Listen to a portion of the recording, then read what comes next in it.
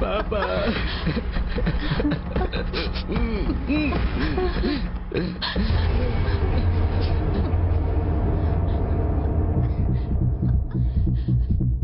चलो अब रोना धोना बंद करो, बहुत हो गया नाटक।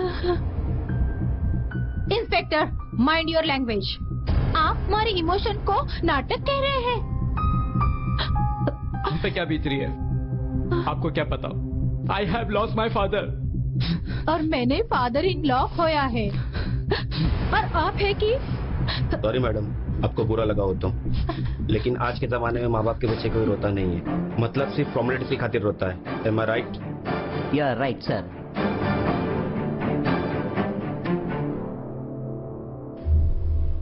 अच्छा ये बताओ, लाश को सबसे पहले किसने देखा? मेरी वाइफ मधु ने। हेलो मैडम, क्या आप बताएंगे आपकी ससुर की लाश आप कब और कैसे देखे? सुबह जब दूध वाला आया तो मैं बेडरूम से ड्राइंग रूम में जा रही थी। मैंने देखा ससुर जी सोए हुए थे। मुझे लगा गहरी नींद में सो रहे होंगे। फिर मैं दूध लेने गई और दूध वाले भैया ने बताया कि वो काफी देर से बेल बजा रहा था और ससुर जी बाहर भी आए थे, लेकिन वो फिर से अंदर चले गए। तब मुझे ध्यान आया कि मुझे आज उठने में लेट हो गया और मैंने दूध लिया, अभी मैं अंदर चली आई। फिर मैंने डैडी जी को देखा, वो बिल्कुल भी नहीं हिले। तब मैंने अमित को आवाज लगाई। हाँ, मैंने पापा की जब नब्ज चेक करी मेरे तो होश उड़ गए। फिर मैंने डॉक्टर को फोन करके बुलाया। डॉक्टर ने बोला ही इज नो मोर। फिर पुलिस स्टेशन कॉल किया मैंने। अच्छा किया। हवलदार। Yes sir. लाश को पोस्टमार्टम के लिए भेज दो। Okay sir. ताकि पता चले मौत कब और कैसे हुई है। Okay sir. पोस्टमार्टम रिपोर्ट की इंतजार करने की क्या जरूरत है मिस्टर खान? बॉडी देखकर पता चलता है दिस इज मर्डर केस। मेरे पापा को जहर देके मारा गया है। शांत हो जाओ मिस्टर अमित, तुम तो जानते हो ना हमें कानून के दायरे में रहकर काम करना होता है। तो पोस्टमार्टम रिपोर्ट बहुत जरूरी है।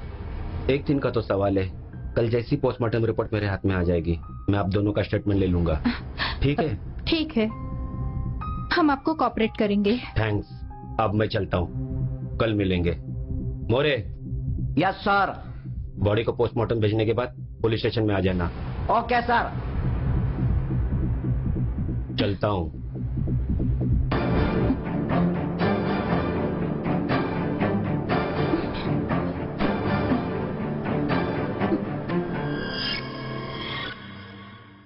सर, ये मदन लाल वाला केस बहुत सीधा है। वो कैसे? मुझे क्या लगता है कि अमित ने पैसे के लालच में अपने बाप का कत्ल कर दिया रहेगा। नॉट पॉसिबल मोरे। अमित वैसे भी एक लौता वारिस है। आज नहीं तो कल जायदाद उसे ही मिलने वाली थी, तो फिर वो क्यों जल्दबाजी करेगा? हाँ, ये बात तो सही है। फिर मर्डर किसने किया होगा? जिसके हाथ में लॉलीपॉप नहीं आने वाला होगा वही होगा मदनलाल का कातिल। मैं समझा नहीं सर। अरे भाई, 30-35 हजार करोड़ का बंगलो, ज्वेलरी, फिक्स डिपॉजिट में रखी बड़ी अमाउंट, ना जाने मदनलाल के पास कितनी दौलत थी। मतलब कौन तो हुआ है, वो भी दौलत के लालच में। हाँ, लेकिन साजिश किसकी थी उसे पकड़ना मुश्किल है, क्योंकि जितना दिखता है उतना सिंपल केस नहीं है ये। बेटे इंस्पेक्टर, हम आपका इंतजार कर रहे थे। Postmortem report I? Not it, लेकिन जैसी पुलिस स्टेशन में आएगा सीधा यहाँ मेरे हाथ में आएगा। Don't worry. तब तक क्या करने का सर? ताश खेलने का तो मेरा मूड है ही नहीं। बराबर। पूछताछ करते हैं। हाँ, ये ठीक है। हाँ मिस मधु, आप मेरे साथ अंदर चलिए। मैं तुम्हारे साथ क्यों? वेट, मैं सेपरेटली आपसे कुछ सवाल करना चाहता हूँ, इसके लिए रिक्वेस्ट कर रहा हूँ। आप मेरे साथ अंदर चलिए और मेरे सवालों का जवाब दीजिए। ठीक है, चलिए। ठीक है, चलिए।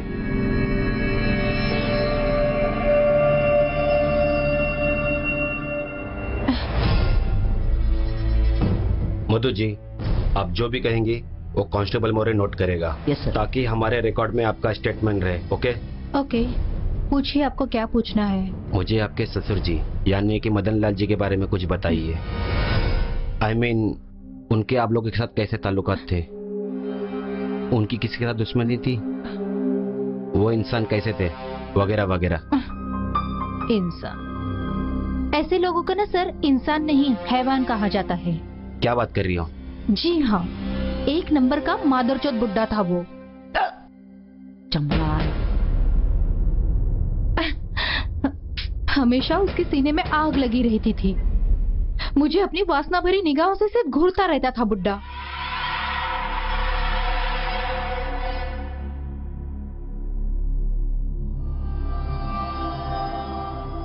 गुड मॉर्निंग डैडी जी। गुड मॉर्निंग मधु।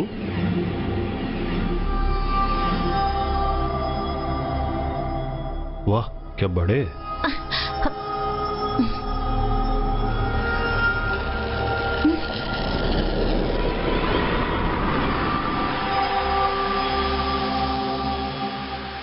मेरे हस्बैंड अमित रोजाना की तरह सुबह तैयार होके तकरीबन 11 बजे अपने काम पर चले जाते थे। उसके बाद मैं और वो बुढ़ा अकेले घर पर रहते थे और वो हरामी अमित के जाने के बाद ही ऐसी हरकत में आता था। मतलब क्या करता था वो? सर ये पूछिए क्या नहीं करता था वो। सारे दिन मेरे पीछे लगा रहता था, मेरे पिछवाड़े को घूरता रहता था और मौका मिलते ही मेरी बॉडी को टच कर देता था। सर मैं इग्नोर करती थी कि अमित को पता चलेगा तो उसको शॉक लगेगा। इसके अलावा मैं क्या कर सकती थी? और मैं खामोश रहती थी, बर्दाश्त करती थी उसको। फिर धीरे धीरे उसकी हिम्मत बढ़ने लगी। वो चूतिया ये समझने लगा था कि मुझे मजा आ रहा है, इसलिए कभी दोपहर के खाने पर, कभी चाय पर वो मेरी बॉडी को मौका मिलते ही टच करता था। एक्चुअली उसकी ऐसी हरकतों से मुझे भी मजा आने लगा था, इसलिए मैं खामोश रहती थी। लेकिन एक दिन तो लौडू ने कमाल का ड्रामा कर दिया। ड्रामा? हाँ सर, ड्रामा, अनबिलीवेबल ड्रामा।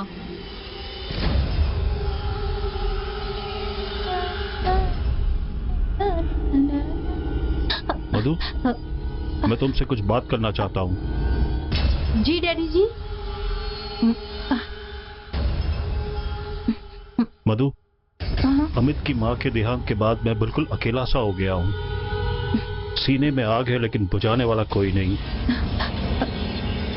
3 साल हो गए, अभी तक किसी स्त्री के बदन को छुआ तक नहीं मैंने। सच कह रहा हूं मैं। अब तुझे देखते ही मुझे अपने आप पर कंट्रोल नहीं रहता। सच कह रहा हूं मधु मैं। तेरे गुलाबी होठ, गोरे गोरे गाल, तेरे बड़े बड़े सुडौल दूध, तू जब चलती है तेरी गांड लचकते हुए देख के मेरा सामान खड़ा हो जाता है। दिल करता है तुझे आके पकड़ लूं कस के और तेरा पूरा दूध चूस लूं। मेरा लंड तेरे पिछवाड़े डाल दूं, आग ठंडी हो जाए। माफ करना मधु, मुझे शायद ये सब नहीं कहना चाहिए था, लेकिन क्या करता। तू कुछ उल्टा समझे, इसके पहला मैंने ही सोचा आके माफी मांग लूं।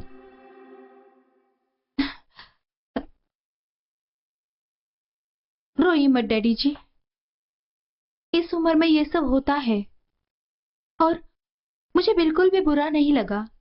मेरी सारी हमदर्दी आपके साथ है। आप कोशिश कीजिए डैडी जी।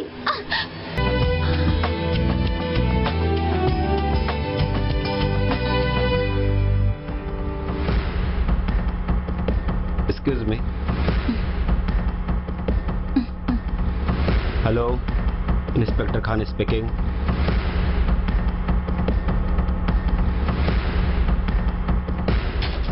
हाँ पाटिल बोलिए। Very good. तो क्या बोल रही है पोस्टमार्टम रिपोर्ट? अच्छा ओके। नहीं नहीं, मैं आके देख लूंगा। थोड़ा ड्रिप में बता दीजिए। हाँ।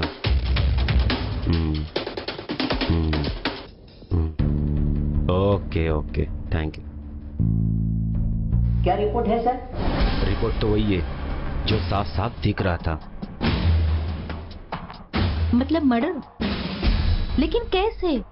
कोई हमारे घर में घुस के मर्डर करके चला जाए और हमें पता भी न चले। ताज्जुब की बात है ना, मगर मेरे लिए सबसे बड़ा ताज्जुब यह है कि मदन लाल जी की बॉडी पे कोई फिंगरप्रिंट के निशान नहीं है, ना ही कोई खरोच के निशान। It is the plan murder. लेकिन कोई ना कोई सुराग तो मिल ही जाएगा। वो कैसे? सब्र कीजिए, आपको खुद ब खुद पता चल जाएगा।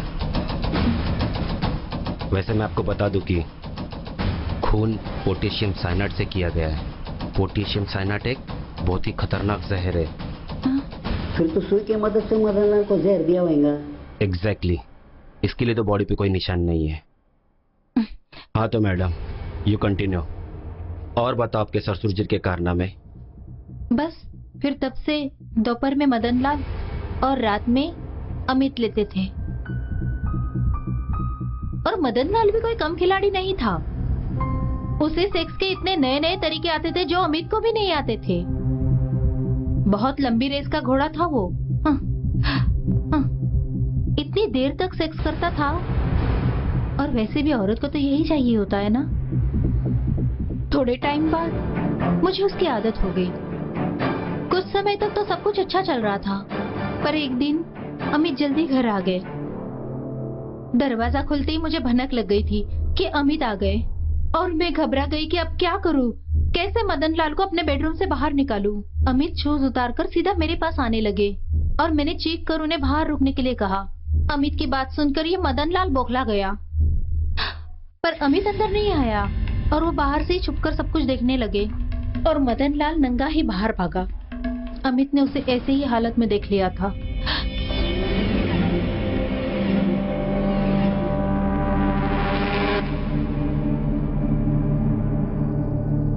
मधु,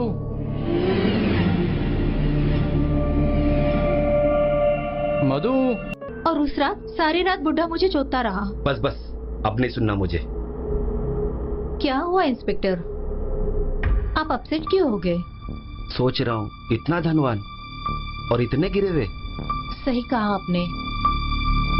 जब इंसान के पास बेशुमार दौलत आती है ना, तो उसका दिमाग उल्टा चलने लगता है। इतिहास में देखा है हमने, धन दौलत मन को बहकाने लगते हैं।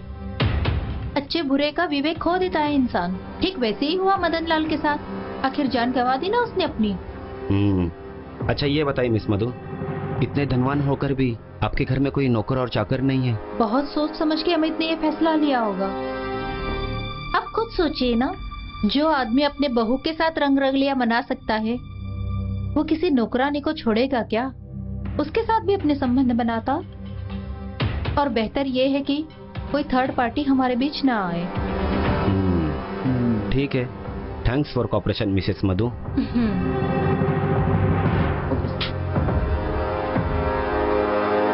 सर, मधु मैडम ने तो सब कुछ बता दिया है, तो मेरे को नहीं लगता अमित से तहकीकात करने की जरूरत पड़ेगी। क्या बोलते सर? वैसे तुम्हारा भी कहना सही है, लेकिन फॉर्मेलिटी की खातिर एक बार तो मिलना चाहिए। लेकिन आज नहीं, कल मिलेंगे। Okay sir. चलो। हाँ इंस्पेक्टर, पूछिए, क्या पूछना है आपको? आपके घर में रेगुलर आने जाने वाले कौन कौन है? वैसे घर पे आके काम करने वाला तो कोई नहीं है, और मैंने किसी को रखा भी नहीं है। सुबह दूध वाला, पेपर वाला घर के बाहर काम करके चले जाते हैं। मैंने अपने ड्राइवर को कार की चाबी दे रखी है, तो उसको भी घर पे आने की कोई जरूरत नहीं है। अच्छा, तब तो कातिल को पकड़ना मुश्किल है। मेरे को क्या लगता है सर, इसने अपने बाप का कत्ल कर दिया होगा, पैसा अपने कब्जे में करने के लिए जल्दी जल्दी। मोरे, अपना काम करो, यहाँ टांग मत अड़ाओ। Sorry sir. हाँ तो मिस्टर अमित, आपको किस पे डाउट है क्या? डैडी का कोई दुश्मन, किसी के साथ में मन मुटाव? उनकी जान का दुश्मन तो वो तो घर में ही मेरे। ऐसा मधु जी ने तो कुछ कहा नहीं। वो रंडी कैसे कहेगी? उस पे भरोसा मत करना, एक नंबर की झूठी है। उसी ने मेरे पापा का खून किया है। ये आप कैसे कह सकते हैं? पापा ने मुझे पहले ही बता दिया था कि मधु एक जहरीली नागिन है जो हमारे घर पर आकर बैठी है। मैं उसके रूप के जाल में अंधा हो गया था। वो मेरे से शादी करके प्रॉपर्टी की सबसे पहले दावेदार बनना चाहती थी, इसलिए उसने मुझे अपने जाल में फंसा लिया। पापा ने यह भी कहा था तू सावधान रहना। ओहो, अब सारा खेल समझ में आया। और कुछ दिन बाद पापा की हत्या ठीक है हो गई। Mister Amit, no more questions. कल आपके पिताजी का कातिल आपके सामने होगा। Good day. मिस्टर अमित, तुम्हारे पापा का कातिल मिल गया है। क्या? कौन है वो और कहाँ है? यही मेरे नजरों के सामने, और वो कोई नहीं, आपकी बीवी मधु है। क्या बकवास कर रहा है मादरचोद? मैंने मर्डर किया उस बुढ़े का? जबान संभाल के मिस मधु, गाली बोलने से सच नहीं बदलेगा। सीधी तेरा कबूल करती हो या गवाहों को बुलाऊं? गवाह? यस मिस्टर अमित, आपके बीवी ने आपके दूध वाले भैया को 50,000 की सुपारी दी थी और वो मान भी गया था। मर्डर की सुबह वो एक हत्यारे को साथ में लाया, जिसे मधु ने मदन लाल जी के रूम तक पहुंचाया।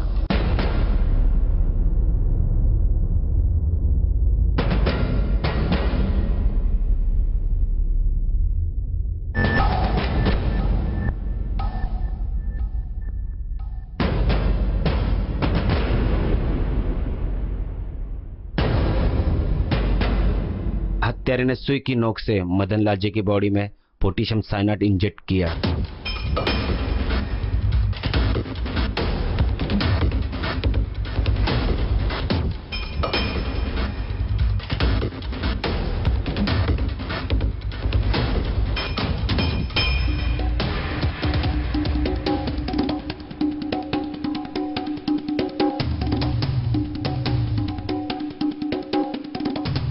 बस खेल खत्म।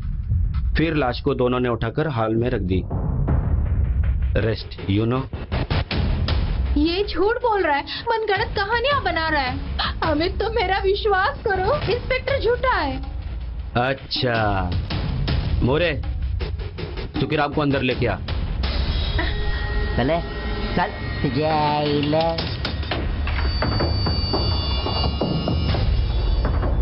हमको माफ कर दो साहब, बोल हमसे भूल हो गई। हम बबरिया के बातों में आ गए थे साहब। हम कबूल करते हैं कि सुपारी भी हमने न ली थी और हम ही कातिल को लाए थे साहब, लेकिन अब हमको कुछ नहीं चाहिए। हमका बस माफ कर दो साहब, माफ कर दो। साले भड़वे। चुपचाप पुलिस स्टेशन चलो, नहीं तो लेडीज कांस्टेबल बुलाना पड़ेगा। थैंक यू इंस्पेक्टर, आपने नामुमकिन को मुमकिन कर दिया। अरे नहीं, मैंने तो डे ऑन से ही कह दिया था। मोरे, क्या कहा था मैंने? प्रॉपर्टी का लॉलीपॉप जिसके हाथ में नहीं आएगा वही होगा असली कातिल। You are under arrest.